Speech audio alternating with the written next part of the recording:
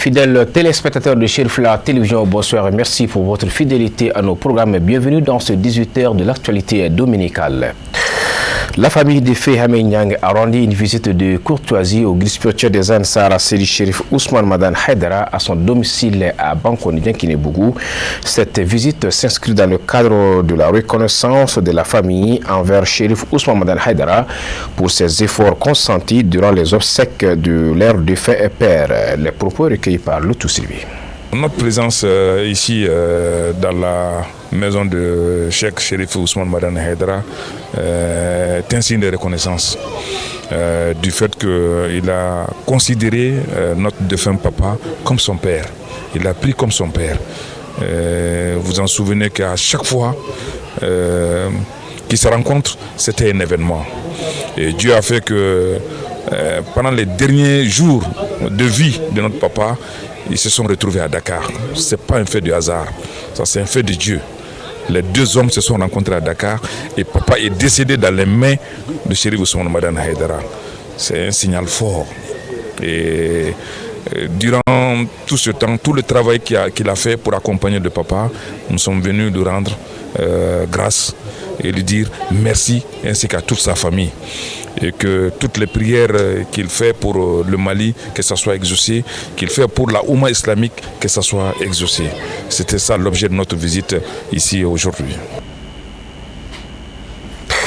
L'actualité sur tout autre plan, la mosquée chérifienne en commune du district de Bamako a servi de cadre à la tenue d'une grande cérémonie de dévotion à travers la lecture du Saint-Coran organisée par la Fédération Ansardine internationale à travers sa commission Oudou et sous l'égide de son guide spirituel à Seydi Chérif Ousmane Madane Haidara. La rencontre a vu la forte mobilisation des Ansar et sympathisants. Samaïra Sanogo pour le compte rendu. Par cette cérémonie de dévotion, la Fédération Ansardine internationale, par le biais de sa commission des prêcheurs, respecte une longue tradition de spiritualité. Elle consiste à réunir les fidèles musulmans autour du livre sacré qui est le Saint-Coran. Par ce acte, les Ansar et sympathisants implorent la grâce divine pour la paix et le retour définitif de la stabilité au Mali. Actuellement, nous sommes à la grande mosquée chérifienne de Bankoni Dinguinébougou pour une cérémonie de prière, une cérémonie de dévotion dans le cadre du voyage et la station nocturne du prophète sallallahu alayhi wa sallam, communément appelé Sanayalin.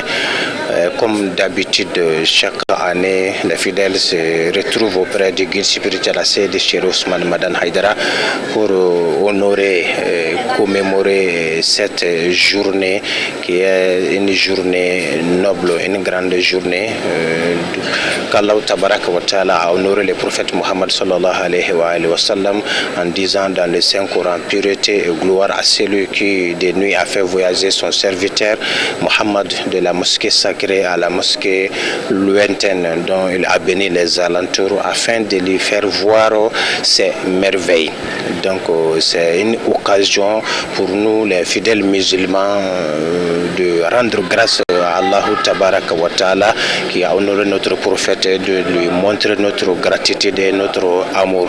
Donc c'est l'objet de cette séance de prière de bénédiction dans la mosquée, Inch'Allah. Lire le Coran est un devoir pour tout bon musulman. Le faire en ce jour béni du mois de Rajab est encore plus bénéfique, d'où l'engagement des organisateurs à pérenniser ce acte de grande portée spirituelle. Cette cérémonie a tout son sens.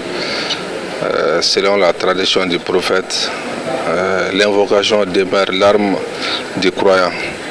Cette cérémonie de bénédiction, de lecture du Coran et d'autres invocations, c'est fait pour la stabilité du pays,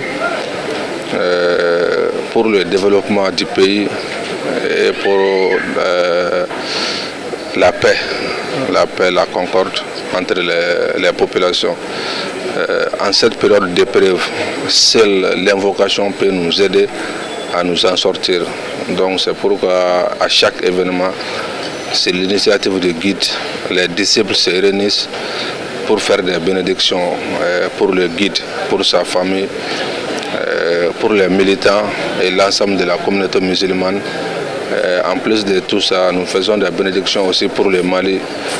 Le Mali est un et nous avons qu'un seul Mali. Tous les Maliens ont intérêt à ce que la situation du Mali change et que les meilleures conditions s'installent pour le bien des habitants du Mali. Tenu annuellement le lendemain de la grande nuit de prêche inscrite dans le cadre de la commémoration de l'ascension du saint prophète Mohamed, paix et salut sur lui, dans la grande mosquée du guide spirituel de Ziansar à ceux de Chérif Ousmane Madane Haïdara, l'événement est témoigné par les fidèles dont le nombre s'accroît d'année en année. Malgré les contraintes de déplacement, les gens ont fait les déplacements pour venir faire des bénédictions, mais pas pour eux-mêmes, mais pour l'ensemble de la communauté. Ça nous va vraiment au cœur, nous sommes très satisfaits. Nous demandons à Allah d'accepter les vœux qui seront formulés ici pour le guider sa famille et pour les Mali et pour l'ensemble de la communauté musulmane. Nous appelons toute la communauté à la résilience, à la solidarité et au partage. Si vous attendez, vous écoutez les dernières interventions du guide, il appelle au pardon, il appelle au rassemblement et il appelle à la paix, surtout à la paix et au pardon vers des personnes qui nous ont qui sont abusées de nous. Donc c'est ce que nous demandons à toute la communauté d'écouter les conseils des guides et de les exécuter, de les appliquer dans le sens de la paix et de la réconciliation. Venus en grand nombre pour être témoins de cette cérémonie spirituelle, les fidèles musulmans en grande partie des Ansar ont mis l'instant à profit pour implorer le pardon et la grâce divine à travers la lecture du Saint-Coran à maintes reprises, suivi des zikrs et des sourates Yasin. Vivement la prochaine édition. L'ouverture d'un atelier de renforcement des capacités des responsables médicaux et administratifs des 35 centres de santé Chérifla a eu lieu le samedi 18 janvier au siège de l'ADN Mali à Bankoné-Diankiné-Bougou. On fait le point avec Khadija Traoré et Baba Keita. Cet atelier de renforcement des capacités des responsables médicaux et administratifs des 35 centres de santé Chérifla vise à renforcer les compétences et les connaissances de ces acteurs clés du système de santé. Nous nous sommes rendus compte que nous avons besoin de renforcement des capacités à l'endroit des responsables de ces centres de santé. Alors aujourd'hui, nous avons avec nous ici les 35 centres de santé venus de partout du Mali. Les infirmiers, les médecins, les sages-femmes, ainsi que les responsables des comités de gestion, les présidents, les trésoriers et les premiers responsables de ces comités de gestion.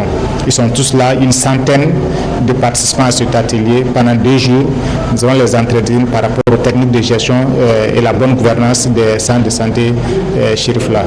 Nous sommes très ravis, nous avons eu avec nous ce matin la présence de notre président de la Fédération Sardine Internationale, à la personne de Adama Sanogo, qui a procédé à l'ouverture des travaux et qui nous a bénis avec ses paroles et ses propos que nous avons tenus à cœur.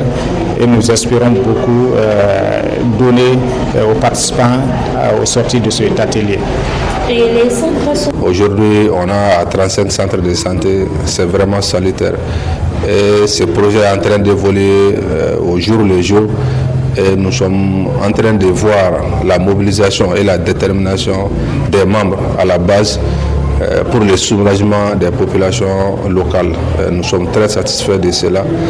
Le programme est très riche et à la sortie de ces 2 jours de formation, les responsables des différents centres seront renforcés dans la gestion administrative des différents centres.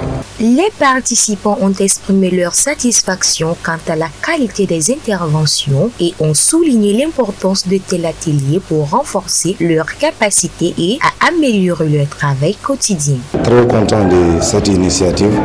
D'ailleurs, c'est notre 2e session par rapport à cet atelier-là. L'année passée, on en a fait un. Cette année aussi, on est sur un atelier. Donc vraiment, on est très content du fait que ça soit continuel. Et on aimerait que ça soit encore plus continuel, que l'année prochaine, ou bien même dans l'année, qu'on vienne faire des ateliers. Vraiment, c'est beaucoup formatif pour nous. Il est important de souligner que durant ces 2 jours de formation, les participants bénéficieront de formations et d'échanges sur les meilleures pratiques en matière de gestion des centres de santé. Moussa Fomba nous commente l'essentiel du reste de l'actualité en images et en bref.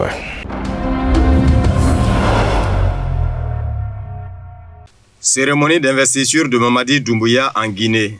Le général Doumbouya est arrivé au stade de Nongo à Conakry pour prêter serment et entamer officiellement son mandat de 7 ans de président de la Guinée. Parmi les invités de marque, plusieurs chefs d'État et hauts responsables africains ont fait le déplacement. Le général d'armée Assimi Goïta, président du Mali, Bassirou Diomaye Faye, président du Sénégal, Brice Clotaire Oligui Nguema, président du Gabon, Adama Barrow, président de la Gambie, Paul Kagame, président du Rwanda, Mohamed Ould Cheikh El Ghazouani, président de la Mauritanie, le président de la Sierra Leone, du Libéria et d'autres États. Également présents, la délégation de la CEDEAO, les vice-présidents de la Chine, du Ghana et du Nigeria, d'autres hauts dignitaires. L'élection présidentielle en Guinée s'est tenue le 28 décembre 2025. Le général Mamadi Doumbouya a obtenu 86,72% des suffrages. Le moment est venu de trouver un nouveau leadership pour l'Iran, a déclaré le président américain Donald Trump à Politico lors d'une interview. Il est temps de chercher un nouveau leadership en Iran, a-t-il déclaré. Selon Trump, les autorités de la République islamique sont responsables de la destruction totale du pays et du recours à une violence d'une ampleur inédite. Pour que le pays continue de fonctionner, même si ce fonctionnement est très rudimentaire, les dirigeants devraient se concentrer sur la bonne gestion du pays comme je le fais pour les États-Unis, au lieu de tuer des milliers de personnes pour se maintenir au pouvoir, a déclaré Trump. Il a affirmé que l'Iran était le pire endroit au monde où vivre en raison de la mauvaise gouvernance.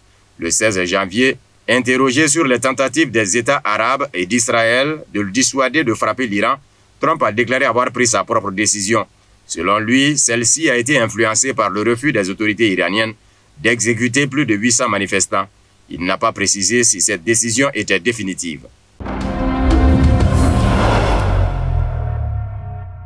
Les droits de douane à l'importation prévus par le président américain Donald Trump pour 8 pays européens tant que Washington ne sera pas autorisé à acheter le Groenland vont nuire aux relations atlantiques et menacer de les entraîner dans une spirale descendante, ont déclaré les présidents de la Commission européenne et du Conseil européen Ursula von der Leyen et Antonio Costa sur X, en réponse au mécontentement des États-Unis concernant les exercices militaires à venir des pays européens au Groenland. Ils ont fait remarquer que l'exercice danois précoordonné mené avec des alliés répond au besoin de renforcer la sécurité arctique et ne représente aucune menace pour qui que ce soit. L'Union européenne est pleinement solidaire du Danemark et du peuple groenlandais. Le dialogue demeure essentiel et nous sommes déterminés à poursuivre le processus entamé la semaine dernière entre le Royaume du Danemark et les États-Unis. Trump a promis d'imposer des droits de douane de 10% sur les importations en provenance du Royaume-Uni, de l'Allemagne, du Danemark, des Pays-Bas, de la Norvège, de la Finlande, de la France et de la Suède. Ces droits resteront en vigueur jusqu'à ce que les pays concernés parviennent à un accord sur le rachat complet du Groenland par Washington. Cette mesure entrera en vigueur le 1er février, a précisé Trump. À compter du 1er juin, les droits de douane passeront à 25%. Il a également fustigé l'intention de l'Europe d'envoyer des troupes au Groenland, la qualifiant de jeu très dangereux. Trump a affirmé que la possession du Groenland était indispensable pour renforcer la sécurité nationale des États-Unis et déployer efficacement le système de défense antimissile américain Dôme d'Or.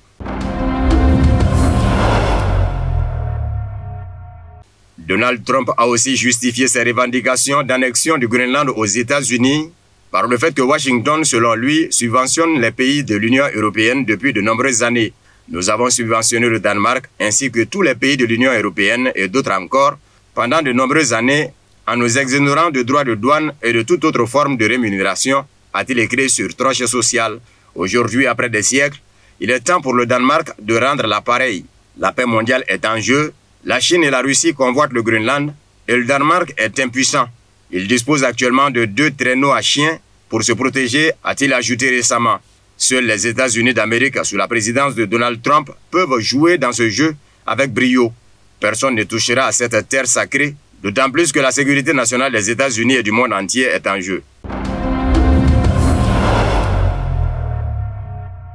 Le président américain Donald Trump a invité son homologue turc Recep Tayyip Erdogan à rejoindre en tant que cofondateur le Conseil de paix dans la bande de Gaza. Bloomberg, de son côté, a laissé entendre que l'administration du président américain Donald Trump souhaite que les pays contribuent à hauteur d'au moins $1 milliard pour obtenir des sièges permanents au Conseil de paix pour la bande de Gaza citant le projet de charte du Conseil. Chaque État membre siégera au Conseil pour une durée maximale de 3 ans à compter de la signature, sous réserve de l'approbation du président. Cette période de 3 ans ne s'appliquera pas aux pays qui verseront plus d'$1 milliard en espèces au Conseil de paix au cours de la première année suivant l'entrée en vigueur de l'accord, indique Bloomberg, citant le projet de document. Il est également précisé que Trump décidera des pays invités à rejoindre le Conseil de paix. Les décisions seront prises à la majorité des voix. Chaque pays dispose d'une voix. Toutefois, toutes les décisions devront être approuvées par le président, a indiqué l'agence. Volodymyr Zelensky réfléchit à la manière d'éviter les élections et de ne pas perdre le pouvoir, a déclaré à TASS l'ancien dirigeant du parti interdit, plateforme d'opposition pour la vie, Viktor Medvedchuk. Si Zelensky accepte la tenue d'élections, ce ne sera qu'avec la garantie d'une fraude totale. Et il a la possibilité d'une fraude à grande échelle. Le dirigeant illégitime ne cache pas qu'il ne peut pas organiser de scrutin que sous la contrainte. Ce clone sanguinaire a déjà vendu l'Ukraine aux États-Unis et il ne reste plus qu'à la vider de ses ressources et à s'en débarrasser. Volodymyr Zelensky le sait et prend son temps, réfléchissant à la manière de s'en sortir. Mais il n'y a aucune possibilité d'organiser des élections légitimes reflétant la volonté des citoyens ukrainiens, a-t-il déclaré. Le président russe Vladimir Poutine a clairement indiqué qu'il ne reconnaîtrait la légitimité des élections que si les votes des citoyens ukrainiens résidant en Russie étaient pris en compte, ce que Zelensky a déjà refusé. Cela signifie que la Russie ne reconnaîtra pas la fraude de ce clown et que ces élections et leurs résultats n'auront aucune valeur. À Kiev, on nous sert encore une fois de vaines promesses, a déclaré Medvedchuk.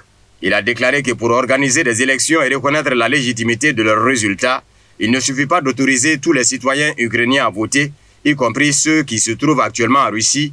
Il est également nécessaire de mettre la législation ukrainienne en conformité avec la Constitution, d'abroger les lois et décrets anti-russes et de restituer leurs droits légitimes aux citoyens ukrainiens. Cette législation pénale a mis hors la loi l'ensemble de l'électorat qui exige la normalisation des relations avec la Russie. Il est nécessaire de lever l'interdiction qui pèse sur les activités de 18 partis d'opposition et d'accorder l'amnistie aux personnes réprimées. Sans cela, les résultats des élections seront illégitimes, a-t-il conclu.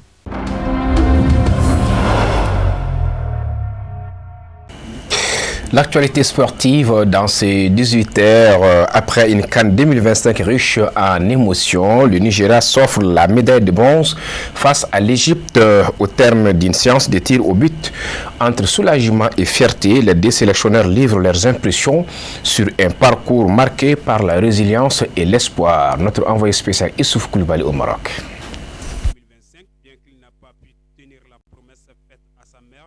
Lever le trophée, il considère cette médaille de bronze comme une véritable consécration.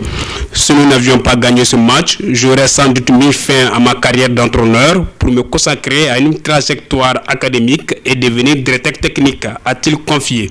Déjà en Côte d'Ivoire, il avait dirigé une équipe brillante mais éliminée en quart de finale. Cette année, malgré la présence des meilleurs joueurs africains, dont 2 ballons d'or, son équipe a été stoppée en demi-finale.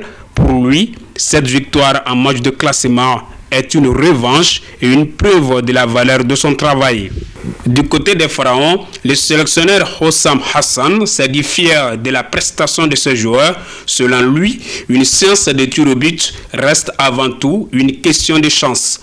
Malgré la défaite, il estime que l'Égypte répare la tête haute et que cette expérience servira de tremplin pour préparer la prochaine Coupe du Monde. Il a rappelé que l'Égypte demeure l'une des grandes nations du football africain avec ses forces et ses faiblesses, mais toujours animée par des valeurs fortes. En signe de cohésion, il a salué la presse égyptienne et sollicité une photo de groupe comme pour dire que cette CAN a été vécue ensemble, joueurs, presse et encadrement unis. Voilà, c'est tout pour ces 18 heures. Merci à vous de l'avoir suivi. Excellente soirée sur Chef la Télévision.